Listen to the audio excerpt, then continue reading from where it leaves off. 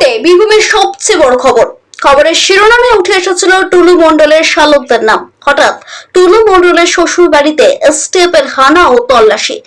বীরভূমের বহুল চর্চিত টুলু মণ্ডল সংক্রান্ত ঘটনায় ফের নতুন মোড়। এর আগে বিভিন্ন খবরের শিরোনামে টুলু মণ্ডলের শালকদের নাম উঠে আসার পর এবার টুলু মণ্ডলের শ্বশুর বাড়িতে পৌঁছালো এসটিএফ এর একটি বিশেষ দল। জানা গিয়েছে টুলু মণ্ডলের শালক মিন্টু শেখর ওরফে মো শামসুল আলমের বাড়িতে এসটিএফ এর সদস্যরা তল্লাশি চালায়। সূত্রের খবর, এদিন এসটিএফ এর দল ওই বাড়িতে পৌঁছে বিভিন্ন বিষয় খতিয়ে দেখা শুরু করে। বাড়ির একাধিক অংশে তল্লাশি চালানোর পাশাপাশি পরিবারের সদস্যদের সঙ্গেও প্রয়োজনীয় তথ্য সংগ্রহ করা হচ্ছে বলে জানা গিয়েছে।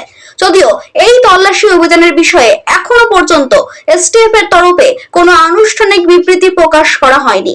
তবে সূত্রের দাবি, এসটিএফ এর দল বাড়িতে পৌঁছালেও ওই সময় টুলু মণ্ডলের শালক মিন্টু শেখর ওরফে মো শামসুল আলম বাড়িতে উপস্থিত ছিলেন না। তাকে খুঁজে পাওয়া যায়নি বলেও জানা গিয়েছে। তার অনুপস্থিতির কারণ এবং এই তল্লাশি অভিযানের সঙ্গে কি যোগ রয়েছে তা নিয়ে এলাকায় শুরু হয়েছে ব্যাপক জল্পনা। ঘটনাকে কেন্দ্র করে স্থানীয় এলাকায় চাঞ্চল্য ছড়িয়েছে। এসটিএফ এর এই তল্লাশি অভিযানে নতুন কোনো তথ্য বা গুরুত্বপূর্ণ সূত্র সামনে আসে কিনা সেদিকেই এখন নজর রয়েছে সকলের। আপনারা এসছেন, আমি বাড়িতেই বসছিলাম। আমার বাড়িতে প্রথমে ঢুকেছিলেন। আমার বাড়িতে গিয়ে বললো আপনার বাড়ি সার্চ করবো। বললাম করুন। সব গোটা বাড়িটাই সার্চ করলো, পিছন দিকেও দেখলো, সামনের দিক দেখলো, সব প্রত্যেকটা রুম খুলে খুলে দেখলো, কিছু পাইনি। হ্যাঁ, এনাদিকে চেনেন বলতে কার নামটা বলুন, কাকে? শ্বশুর, এনার শ্বশুরবাড়ি বলতে টুলু মণ্ডলের শ্বশুরবাড়ি। টুলু মণ্ডলের শ্বশুর যে উনি হচ্ছেন আমার মেজো কাকা, তখন চিনবো না? না, সেটা কি করে বলবো কি আসতো না আসতো, সেটা আমার কি দেখা সম্ভব? আমি নিজের ব্যবসা নিয়ে থাকি, আমার বাড়ি হচ্ছে ওটা।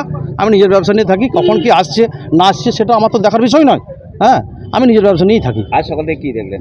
আজ সকাল থেকে এটাই দেখছি, হঠাৎ এসছেন ওনারা। হ্যাঁ, এসেই বলছেন সার্চ করবো, করুন। এটা ঘরকে সার্চ করুন। হ্যাঁ, আমার বাড়িটাও সার্চ করেছে, প্লাস কাকার বাড়িটাও সার্চ করেছে। হ্যাঁ, সার্চ করে কিচ্ছু পাইনি। হ্যাঁ, তারপর বললো যে একটা সিয়ালিস্ট বানালো। হ্যাঁ, সিয়ালিস্ট বানিয়ে বললো তাহলে এটা কিসের জন্য? বলছে এটা সিয়ালিস্ট হচ্ছে, এটা কিছু পাইনি তার জন্য। আমাকে দেখিয়ে দিল, দেখুন নীল লেখা আছে। হ্যাঁ, আমি বলেই দিলাম যে কী লিখেছেন আমি বলুন। হ্যাঁ, বলার পর বলে নীল লেখা আছে, কিছু পাইনি তার জন্য এটা আমাকে সই করতে হবে। সই করে দিলাম, কোনো অসুবিধা হয়নি। আপনার নাম? মোহাম্মদ নজরুল ইসলাম।